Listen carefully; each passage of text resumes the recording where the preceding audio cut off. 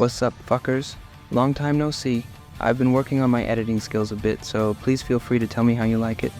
Today we're talking about Boruto, his abilities, and why our boy has already surpassed Naruto. So we should start with the basics. His chakra nature, for example. Unlike Naruto, Boruto cannot access all chakra natures, but he has mastered 3 chakra natures since day 1 without ever being buffed. This is actually super rare. Yeah, our boy can use the water technique, the wind technique, and also the lightning technique. As mentioned, this is extremely rare and provides our boy with many opportunities to delete his opponents. Our boy Sasuke sensei, for example, only mastered 2 chakra natures. Those are lightning and fire. But he doesn't need more. That's enough for him to be the GOAT. Okay, let's talk about intelligence, or base IQ. This is undoubtedly one of the most important qualities of a shinobi. Boruto is a genius, and Naruto is not. Case closed. I think it's obvious that Minato's brilliant genes are shining here, right?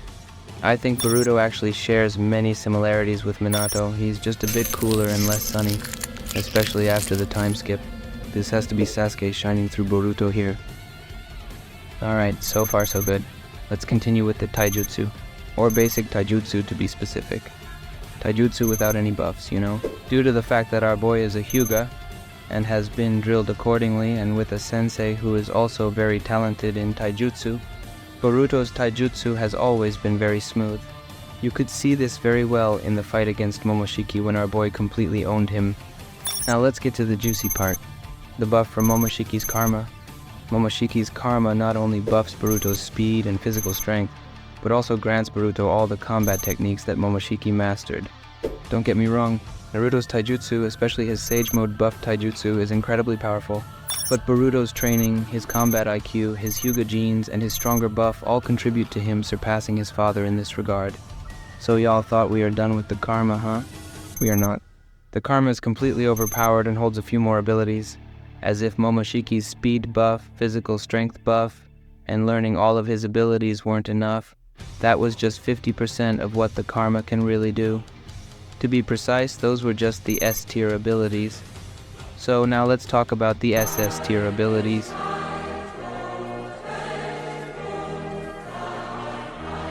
Yeah, I'm going straight to hell, but what else can Boruto's karma do?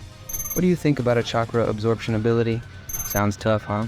So, Boruto is capable of absorbing chakra, whether in the form of a jutsu, as we saw when he saved Konohamaru, or as pure energy to replenish his reserves and have some more fun. We are not considering the fact that karma increases Boruto's physical strength, I've already told you. But guess what? Of course, it also amplifies his own chakra by tapping into Momoshiki's chakra.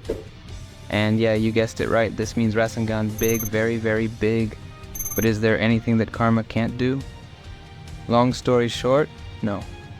Relatively late in the Naruto series, Sasuke-sensei mastered creating portals to other dimensions with the help of the Rinnegan. Of course, Boruto can do that too, sure, let the kid have it all. But that should be everything the karma can do, right? Again, long story short, no. Of course, there's some Dragon Ball Z type shit missing. Yeah, bro is also able to fly. You wonder why? Well, why the fuck not? So my guys, we're done with the karma, but now I have a question for you. I'm just curious, you know. Would you rather have Kurama in you with all the powers that Naruto has? Or would you prefer to have Momoshiki in you with the karma and all the mentioned powers?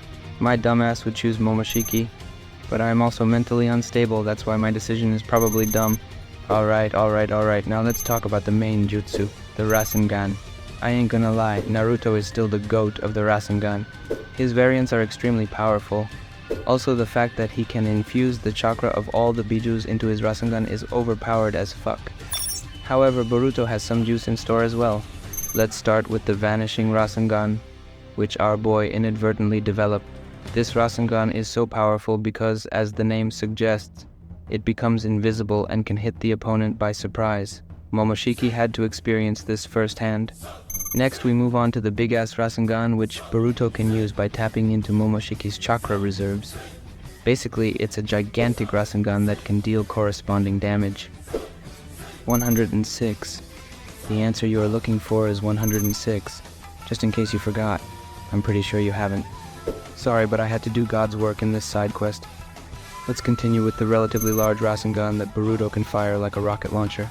It also works as a smaller variant, which happens to be my personal favorite, the Rasengan. As previously mentioned, a compressed Rasengan that functions similarly to a sniper. Furthermore, there's the wind-infused Rasengan, which is super boring and therefore doesn't get any screen time. And of course the compressed Rasengan, which is just a compact version of the Rasengan.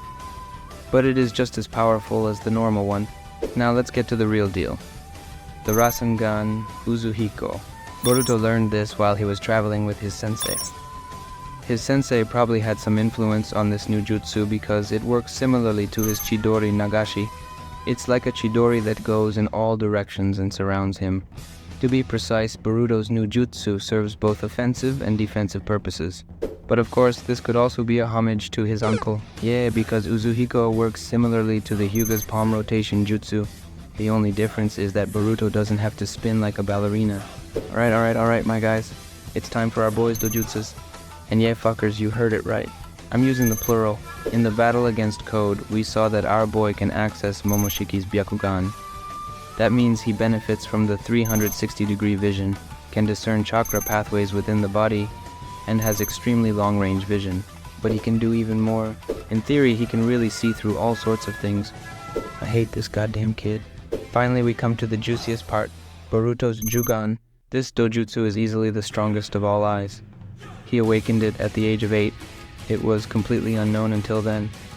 This eye is super overpowered and can pretty much do everything that all previous dojutsus can do. For example, he can perceive chakra that normal eyes can't see. Furthermore, this eye shares characteristics with the Sharingan. We saw that in the battle against Momoshiki when our boy read Momoshiki's muscle movements and then straight up bitch slapped him. He can see through invisible barriers into completely different dimensions. Or he just looks at places that are not anywhere near his own location. In short, this eye can see everything. Nothing escapes this eye. But to piss off every Naruto fanboy one last time, how would a fight between Prime Naruto and Prime Boruto play out? Naruto would first, of course, use taijutsu. It wouldn't work. Then he would throw everything in his arsenal. All those glowing balls, you know, it wouldn't work. Then he would try the talk no jutsu. It wouldn't work. Then Boruto would absorb Kurama. And the rest of the story, you can imagine yourself. Damn, that's it. That was a ride.